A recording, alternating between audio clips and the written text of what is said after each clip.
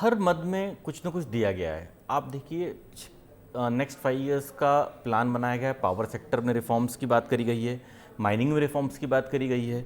साथ ही साथ में अगर हम बात करें तो टॉय हब बनाने की बात करी गई है। अब एक समय था जब हमारे यहाँ टॉय मैन्युफैक्चरिंग इंडस्ट्री कोलैप्स हो गई थी पूरी, हम चाइना से इंपोर्ट करने लग गए थे। तो जो जो की पॉइंट्स हैं जहाँ पे सरकार को एक्चुअली ना, बजट भी जो होता है वो केवल 1 साल का नहीं होता, वो रोड मैप होता है अगले 4 साल 5 साल का। तो सरकार ने यह प्रयास किया है कि हम कैसे अगले 4 साल 5 साल में एक स्टेबल जॉब अपॉर्चुनिटीज क्रिएट कर सकें, जहाँ पे कि हम लोगों को रोजगार दे सकें। आने वाली जनरेशन जो आज ग्रेजुएट हो रहे हैं या होके निकलेंगे, उनको हम इंजीनियर्स को हम कैसे रोजगार दे सकें।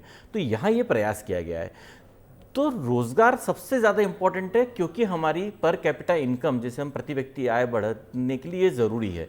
यहाँ पे आप देखेंगे इस बार जो हमेशा सरकार का एक जोर होता था, हम कहते थे कि हम इंफ्रास्ट्रक्चर स्पेंडिंग बढ़ाती थी सरकार ने थोड़ा सा बैकफुट पे आई है वहाँ पे। और सरकार ने शुरुआत ही बजट से अपने रूलर से करी। सरकार कहीं ना कहीं समझ गई इस बात को कि जब तक मैं गाँव को स्वावलंबी नहीं बनाएंगे, हम किसानों को स्ट्रेंथ नहीं देंगे, तब तक इकोनॉमी में ऊपर लेवल पे। अभी हुआ क्या आपको मैं बताता हूं। पिछले वर्षों के बजट में सरकार ने प्रयास बहुत किया, और किसी भी देश के ग्रोथ के लिए इंफ्रास्ट्रक्चर भी बहुत महत्वपूर्ण है, मैं उसको नकार नहीं रहा हूं। बस इंफ्रास्ट्रक्चर की ग्रोथ से क्या हुआ कि ऊपर के लेवल पे पैसा आया, इंफ्रास्ट्रक्चर ग्रोथ हुआ, बट जो नीचे के लेवल पे, क्योंकि एक ब्रिज बनता है, पोर्ट बनता है, रोड बनती है, तो 2 4 5 साल के लिए रोजगार बनता है। बट जैसे ही वो बंद होता है, वहाँ पे वो रोजगार का लेवल फिर खत्म हो जाता है या कम हो जाता है, एक दूसरे तरह के रोजगार उत्पन्न होते हैं।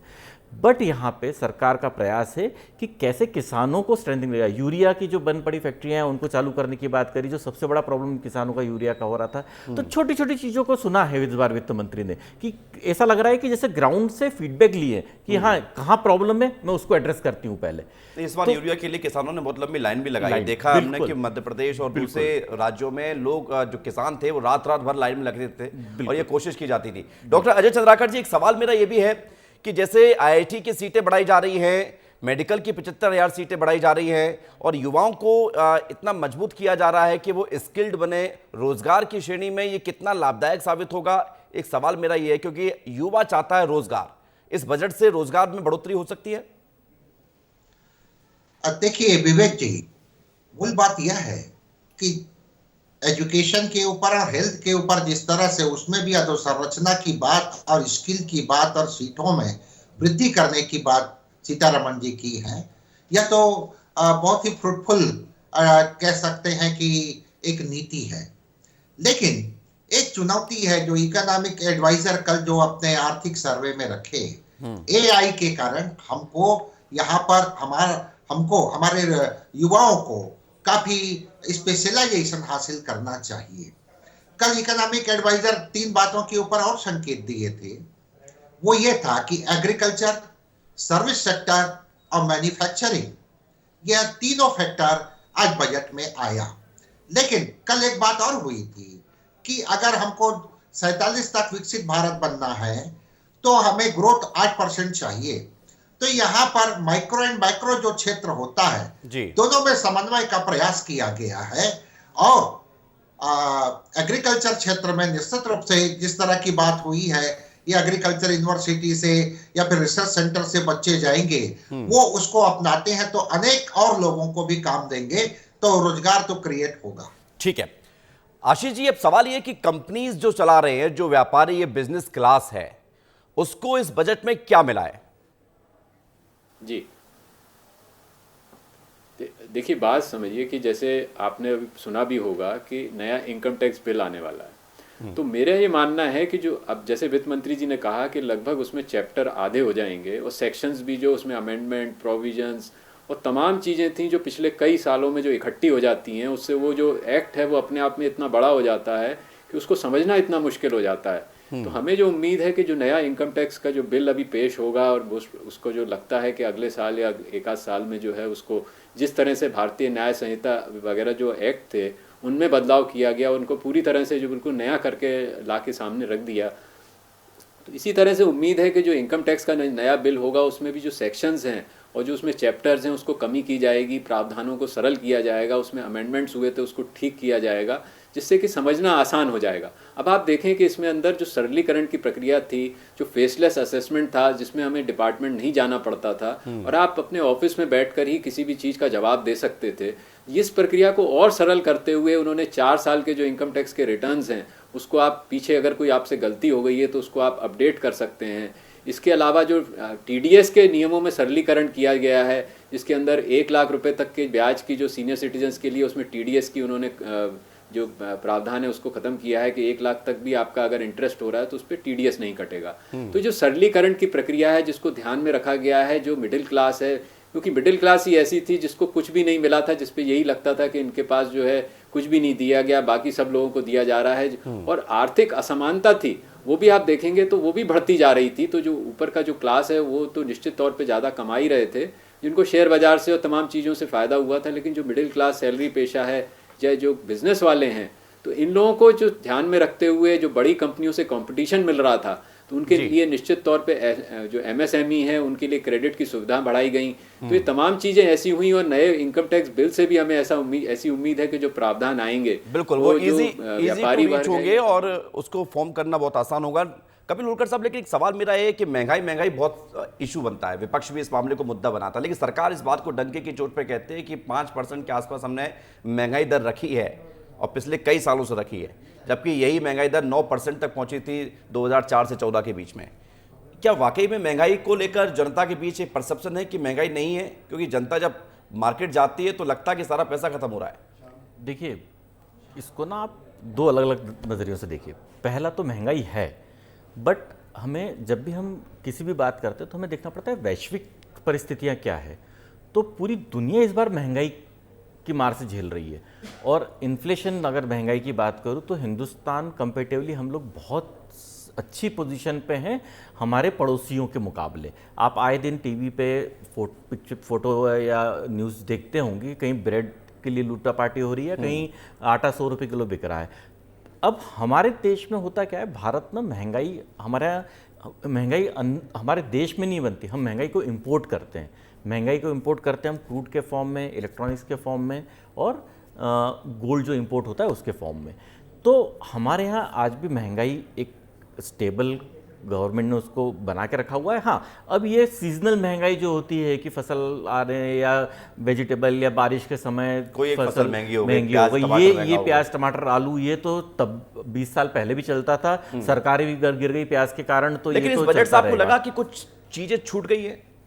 बिल्कुल, जो होना चाहिए था। बिल्कुल बिल्कुल। देखिए, इस बजट में जो सरकार को एक प्रयास मुझे लगता है जो करना था, वो थोड़ा सा ना, जो हम बात करते हैं चाइना प्लस 1 पॉलिसी की, कि आज चाइना से बहुत सारी कंपनियां निकलना चाह रही है। शाम तक फाइन प्रिंट्स आएंगे, हम पढ़ेंगे जब हमें और समझ में आएगा। बट क्या हमने अभी जो PLI स्कीम थी या जो सारी स्कीम्स थी वो अच्छी थी, बट अब इस बजट में नया क्या हुआ कि वो कंपनियां और आकर्षित हों? क्योंकि मैं फिर अपनी बात में हर चैनल पे हर वक्त एक ही बात बोलता हूं, आपको स्थायी रोजगारों का सृजन करना होगा। जब तक स्थायी रोजगार नहीं होंगे आप पर कैपिटा इनकम नहीं बढ़ाएंगे। हिंदुस्तान में हम एग्री इकोनॉमी से सीधे सर्विस इकोनॉमी पे शिफ्ट हुए। चाइना ने हमारे साथ ही शुरू हुआ था, बट वो एग्री से मैन्युफैक्चरिंग में गया, और मैन्युफैक्चरिंग में उसने पूरी दुनिया की फैक्ट्री बन गया। हमारे पास में आज चीप लेबर है, हमारे पास में 25 से 50 साल तक की सबसे बड़ी पॉपुलेशन हमारे पास में है, हमारे पास में ज़मीन है, सब कुछ है, बट हमारे पास में ऐसी पॉलिसीज़ नहीं है कि हम अट्रैक्ट कर सके दुनिया के मैन्युफैक्चरर्स को जो यहाँ के। तीसरी चीज़, यूथ, एजुकेटेड यूथ और एम्प्लॉयबल यूथ, ये दोनों बहुत अलग होते हैं। आपके यहाँ एजुकेटेड यूथ है, आपके यहाँ एम्प्लॉयबल यूथ नहीं है। तो स्किल एम्प्लॉयमेंट की स्किल हम बात जरूर कर रहे हैं, पर क्या ज़मीनी हकीकत क्या है, कितना हम उस लेवल पे जा पा रहे हैं, ये समझना बहुत ज़रूरी है। तो मुझे लगता है कि सरकार को अगले 5 साल के लिए जो हम विकसित भारत की बात करते हैं, ये सपना है, इस सपने को आंखें खुलने से पहले पूरा अगर देखा है, मैं कहूँगा ना कि सपना 22 साल है, बचा है, क्योंकि 2047 तक विकसित भारत 2047 तक है, 22 साल का समय बचा। 22 साल का, पर 22 साल का समय बहुत कम होता है, आप इसको समझिए। हम भारत में जहाँ 140 करोड़ की पॉपुलेशन है, हम रोज़ बढ़ रहे हैं, हमारे यहाँ यूथ रोज़ बढ़ रहा है, हमारी ज़रूरतें बढ़ रही हैं, बट क्या हम रोजगारों का सृजन कर रहे हैं? और उस पर आप एक डीप सीख जो आ जाता है, एक नया एआई आ जाता है, रोज दुनिया बहुत तेजी से बदल रही है, क्या हमारा यूथ उन चैलेंजेस को लेने के लिए तैयार है? ये चीजें इस बजट में एड्रेस करने की जरूरत थी। बजट मतलब केवल आंकड़ों, मेरा कमाई और खर्चा नहीं होता। बजट होता है मेरे देश के बाशिंदों के लिए अगले 5 साल, 7 साल, 10 साल का रोड मैप, मैं कैसे उनकी आर्थिक स्थिति के साथ साथ उनकी शैक्षणिक व्यवस्था क्या कर रहा हूं मैं उनके लिए, बहुत अच्छे काम करें, मैं मना नहीं करूंगा जी। ये बहुत जरूरी भी हो जाता है। और डॉक्टर अजय जी, एक सवाल मेरा ये भी है कि हम हर सेक्टर्स की बात कर रहे हैं, लेकिन भारत के विकसित बनाने की दिशा में जो नीड है वो ये है कि अगले 2 दशक तक कम से कम 8 से 9% की ग्रोथ रेट होनी चाहिए, जबकि हम एज्यूम ही कर रहे हैं इस साल का 6.8% का के आसपास का। तो ये कैसे संभव हो पाएगा? बात तो यह है कि कल बहुत ही ईमानदारी से आर्थिक सर्वे में कहा गया कि भारत के इन्फ्लेशन की कंपेयर की गई चाइना के इन्फ्लेशन से, और चाइना के इन्फ्लेशन को डी इन्फ्लेशन कहा गया है। अगर आप बारीकी से पढ़ेंगे तो हम मैन्युफैक्चरिंग जो करते हैं उनका कास्ट कम रहता है, और उनका कास्ट कम होने के कारण वो मैन्युफैक्चरिंग सेक्टरों के ऊपर अपना वर्चस्व बनाए जा रहे हैं। इसके ऊपर भारत सरकार आज अपने बजट में यह बात रखी। ग्रोथ बढ़ाना है तो आरबीआई को इंटरेस्ट रेट को कम करना चाहिए। इंटरेस्ट रेट कम होगा विवेक जी, तभी तो प्राइवेट सेक्टर से बड़े पैमाने पर निवेश होगा, और जब निवेश होगा तो निश्चित रूप से प्रोडक्टिविटी बढ़ेगी। प्रोडक्टिविटी बढ़ेगी तो लोगों को काम मिलेगा, काम मिलेगा तो लोगों के हाथों में पैसा आएगा। तो यह मूल बात। लेकिन आज एक बहुत बढ़िया बात सीतारमण जी बोली है, दंड की जगह न्याय। ये जो ब्यूरोक्रेसी में यह तो मानना पड़ेगा, मेरिट वाले लोग भी हैं, डीमेरिट वाले लोग भी हैं।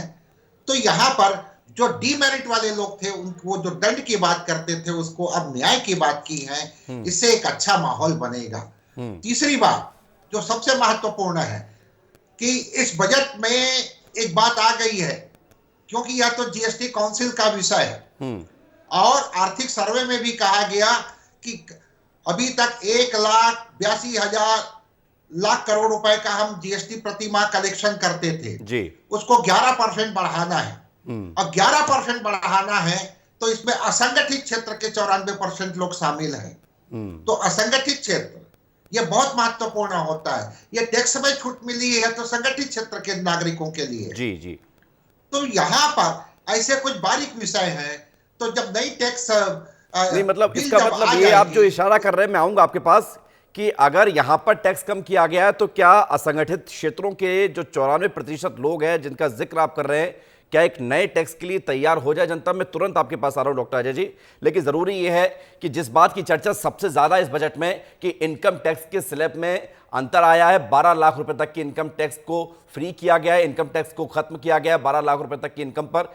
अमर हमारे सहयोगी जुड़ रहे हैं न्यूज़ रूम से, वो आपको बताएंगे कि जो 4 लाख रुपए के बाद जो टैक्स की जो आप सारणी देख रहे हैं उसमें जो परसेंटेज नजर आ रहा है उसका झोल क्या है, और फिर उसके बाद 12 लाख तक आते आते टैक्स बिल्कुल शून्य हो जा रहा है। अमर जरा बताइए विस्तार से, समझाइए लोगों को कि कैसे है इनकम टैक्स का पूरा समीकरण। जी बिल्कुल विवेक, जब जिस वक्त ये खबर आई कि 12 लाख रुपए तक टैक्स जीरो होगा, मतलब हर तरफ खुशी छा गई, न्यूज रूम में भी लोग खुश हो गए, मतलब 12 लाख तक कोई टैक्स नहीं होगा।